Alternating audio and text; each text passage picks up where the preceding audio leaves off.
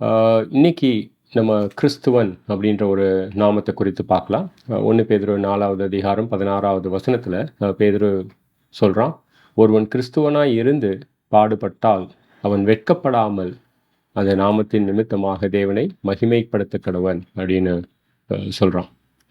இந்த கிறிஸ்துவன் அப்படின்னு சொல்லும் பொழுது உங்களுக்கு என்ன ஞாபகம் வருது? ஆசீர்வாதம் ஞாபகத்துக்கு வருதா? இல்லை ப்ராஸ்பரிட்டி ஞாபகத்துக்கு வருதா? ஆனால் பேதுரு வந்து கிறிஸ்துவன் அப்படின்ற ஒரு நாமத்தை வந்து ஒரு நபரை வந்து அஹ், பாடுகளுக்கு ஒப்பிட்டு பேசுகிறான். கொஞ்சம் யோசித்து பாருங்க நீங்கள். இந்த கிறிஸ்துவன் அப்படின்ற ஒரு வார்த்தை புதிய ஏற்பாட்டில் 3 முறை பயன்படுத்தப்பட்டிருக்கு. முதல் முறை வந்து அப்போஸ்தலர்கள் 11வது அதிகாரம் 26வது வசனத்தில் அந்தியோகிய சபையில் இயேசு கிறிஸ்துவை ஏற்றுக்கொண்டவர்கள், இயேசு கிறிஸ்துவை விசுவாசித்தவர்கள், இயேசு கிறிஸ்துவின் சீஷர்கள் கிறிஸ்துவர்கள் என்று அழைக்கப்பட்டார்கள். அதுக்கப்புறம் வந்து பார்த்தீங்கன்னா 2வது முறை கிறிஸ்துவன் அப்படின்ற நாமம் வந்து அப்போஸ்தலர்கள் 26வது அதிகாரம் 28வது வசனத்தில் அக்ரிப்பா அப்படின்ற ஒரு ராஜா பயன்படுத்துவான்.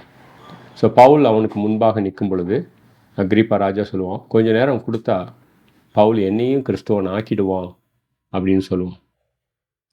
26வது அதிகாரம் அப்போஸ்தலர்கள் 24ல் வந்து அந்த கிறிஸ்துவன் அப்படின்ற ஒரு நாமத்தை வந்து கிட்டத்தட்ட பைத்தியக்காரத்தனம் அப்படின்ற மாதிரி கிங் அக்ரிப்பா வந்து பயன்படுத்துவான்.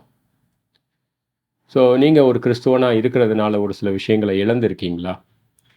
இல்லை ஒரு சில நண்பர்களை இழந்திருக்கீங்களா? நீங்கள் கிறிஸ்துவனாக இருக்கிறதுனால ஒரு சில விஷயங்களை உங்களால் பண்ண முடியலையா? நீங்கள் கிறிஸ்துவனாக இருக்கிறதுனால நீங்கள் இருக்க வேண்டிய இடத்துல இப்படி இருக்க வேண்டியதாக இருக்கா?